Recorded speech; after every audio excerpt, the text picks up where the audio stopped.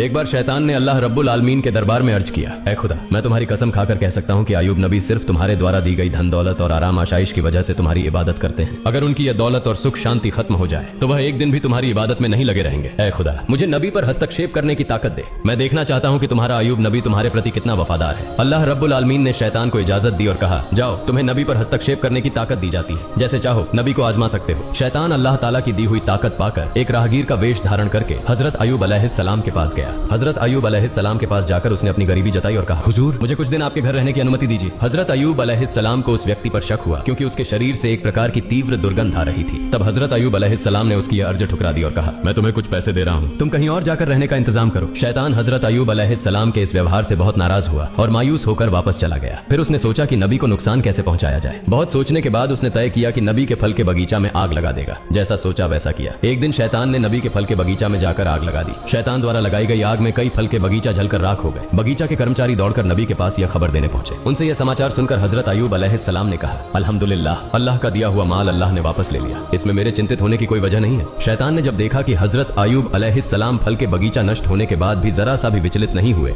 तो उसके दिल में जलन बढ़ गई। फिर उसने दोबारा सोचना शुरू किया कि नबी को और किस तरह से नुकसान पहुंचाया जाए। अगले दिन शैतान नबी के अस्तबल में गया और वहां आग लगा दी। आग तूफान की तरह फैल गई जिससे सारे जानवर जलकर मर गए और कुछ गडेरिये भी आग में झुलस कर मर गए। बाकी गडेरिये यह खबर तुरंत नबी के पास लेकर पहुंचे। यह खबर सुनकर हजरत अयूब अलैहिस्सलाम ने नमाज की नियत की और कहा, अल्लाह का दिया हुआ माल अल्लाह ने वापस ले लिया, इसमें मुझे विचलित होने की कोई जरूरत नहीं है। शैतान ने जब देखा कि इतनी बड़ी घटना के बाद भी नबी जरा भी परेशान नहीं हुए तो उसके दिल में और ज्यादा जलन पैदा हुई। अब उसने नबी को और बड़ा नुकसान पहुंचाने का इरादा किया। हजरत अयूब अलैहिस्सलाम के 12 बच्चे थे जो हर दिन एक शिक्षक से शिक्षा लेने के लिए मदरसे जाया करते थे। एक दिन सुबह हमेशा की तरह हजरत अयूब अलैहिस्सलाम के 12 बच्चे शिक्षक के पास पढ़ने गए। उसी समय शिक्षक किसी काम से मदरसे से बाहर गए और शैतान ने इस मौके का फायदा उठाकर मदरसे की छत गिरा दी। छत गिरने से हजरत अयूब अलैहिस्सलाम के 12 बच्चे मलबे के नीचे दबकर मर गए। मदरस के शिक्षक डरते डरते हजरत अयूब अलैहिस्सलाम के पास आए और कहा, ऐ अल्लाह के नबी, मैं किसी काम से बाहर गया था, इसी बीच इमारत की छत गिर गई और आपके 12 बच्चे उसमें दबकर चल बसे।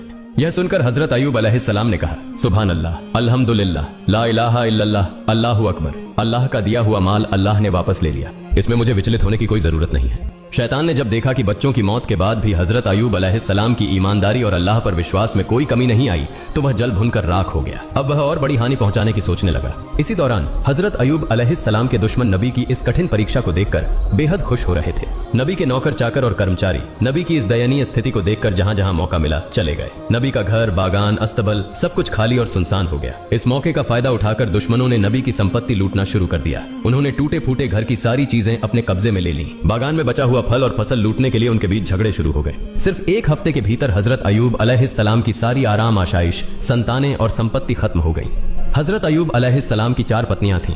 उनमें से 3 झगड़कर और बहस करके नबी को छोड़कर चली गईं। सिर्फ हजरत रहीमा अलैहिस्सलाम उनके साथ रही। वह नबी को छोड़कर जाने वाली नहीं थी। वह हर समय नबी के साथ खड़ी रही। देश के लोग नबी के नबूवत के दावे का मजाक उड़ाने और ताने देने लगे। कुछ ने कहा, अगर अयूब सच में अल्लाह के नबी होते तो उन पर ऐसा गजब क्यों आता? वह नबी नहीं है। उनकी झूठी नबूवत के दावे के कारण अल्लाह का गजब उन पर उतरा है। इधर नबी के अनुयायियों के बीच भी दरार पड़ने लगी। उनकी यह स्थिति देखकर शैतान भी पूरी तरह संतुष्ट नहीं हो सका क्योंकि सब कुछ खत्म हो जाने के बावजूद हजरत अयूब अलैहिस्सलाम में कोई बदलाव नहीं आया। वह अपने इबादत खाने में पहले की तरह पूरी तल्लीनता से इबादत कर रहे थे, जैसे उन्हें अपने आसपास हुई तबाही की कोई खबर ही न हो। न उनके चेहरे पर मायूसी थी, न अफसोस का कोई निशान।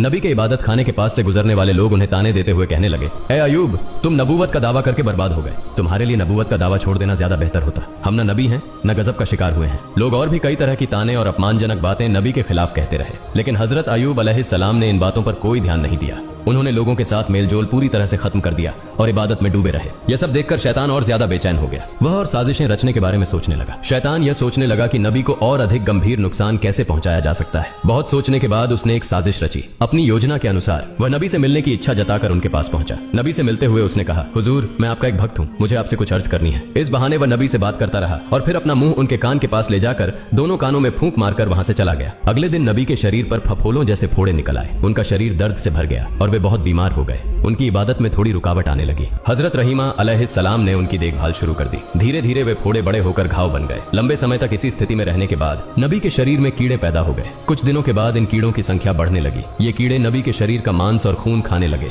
दूसरी ओर हजरत रहीमा के पास जमा किया हुआ सारा पैसा और सामान खत्म हो गया। खाने पीने की गंभीर समस्या पैदा हो गई। कुछ दिनों तक नबी और उनकी पत्नी ने केवल पानी पीकर गुजारा किया, लेकिन आखिरकार हजरत रहीमा के लिए यह सहन करना मुश्किल हो गया। हजरत रहीमा अलैहिस्सलाम नबी के पास आकर अर्ज करने लगी, ए अल्लाह के नबी, अब हमारे पास कुछ भी नहीं बचा है, इसलिए गांव जाकर लोगों के घरों में काम करके रोजी कमाने के अलावा हमारे पास और कोई चारा नहीं है। अगर आप मुझे इजाजत दें तो मैं गांव में जाकर लोगों के घरों में काम करके हलाल रोजी कमा सकती हूँ और उससे हमारे खाने का इंतजाम हो जाएगा। हजरत अयूब अलैहिस्सलाम अपनी पत्नी रहीमा की बात सुनकर बहुत देर तक रोते रहे। फिर उन्होंने कहा, रहीमा, मेरा इरादा तुम्हें तकलीफ देने का कभी नहीं था, लेकिन मैं बहुत बीमार हूँ और मजबूरी में तुम्हें इजाजत दे रहा हूँ। तुम जाओ और लोगों के घरों में काम करो ताकि कुछ हलाल रोजी कमा सके। नबी की इजाजत पाकर हजरत रहीमा ने गांव में लोगों के घरों में काम करना शुरू कर दिया। दूसरी ओर गांव वाले जब हजरत अयूब अलैहिस्सलाम के शरीर की स्थिति देखते तो बहुत भयभीत हो जाते। उनके शरीर से उठने वाली दुर्गंध से लोग घृणा महसूस करने लगते और उनके शरीर में सिहरन सी होने लगती। इसके अलावा नबी के शरीर से उठने वाली सड़ी मांस की गंध से लोग परेशान हो गए। एक दिन गांव वाले हजरत अयूब अलैहिस्सलाम के पास आए और बोले, ए अयूब, तुम तुरंत हमारा गांव छोड़कर कहीं और चले जाओ। अगर ऐसा नहीं किया तो हम तुम्हें यहाँ से जबरदस्ती निकाल देंगे। उस समय हजरत अयूब अलैहिस्सलाम के साथ केवल 3 लोग थे, उनकी पत्नी हजरत रहीमा अलैहिस्सलाम और उनके 2 शागिर्द। ये दोनों शागिर्द हमेशा नबी की देखभाल और सेवा में लगे रहते थे। गांव वालों के लगातार दबाव के कारण शागिर्दों ने हजरत अयूब अलैहिस्सलाम को दूसरे गांव ले जाने का फैसला किया।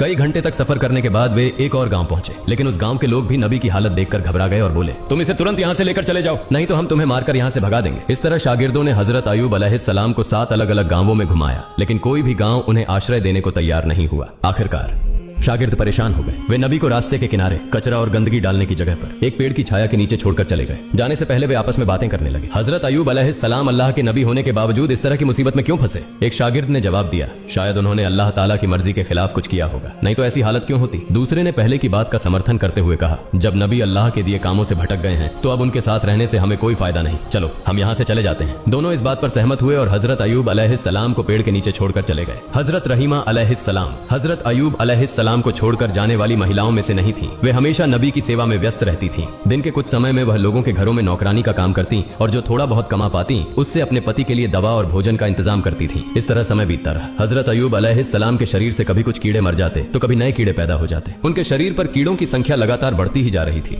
उनके शरीर पर अब केवल हड्डियां और थोड़ा सा मांस ही बचा था। एक दिन उनके शरीर से कुछ कीड़े गिरकर जमीन पर आ गए। तब हजरत अयूब अलैहिस्सलाम ने अपनी पत्नी रहीमा अलैहिस्सलाम को बुलाकर कहा, रहीमा, इंसान मिट्टी से बना है और मरने के बाद उसका शरीर फिर मिट्टी में बदल जाता है। अगर मेरे शरीर का मांस और खून अल्लाह के इन कीड़ों की भूख मिटाने में काम आ रहा है तो इसमें कोई आपत्ति नहीं होनी चाहिए। कम से कम इससे इन्हें भोजन मिल रहा है। जो कीड़े मेरे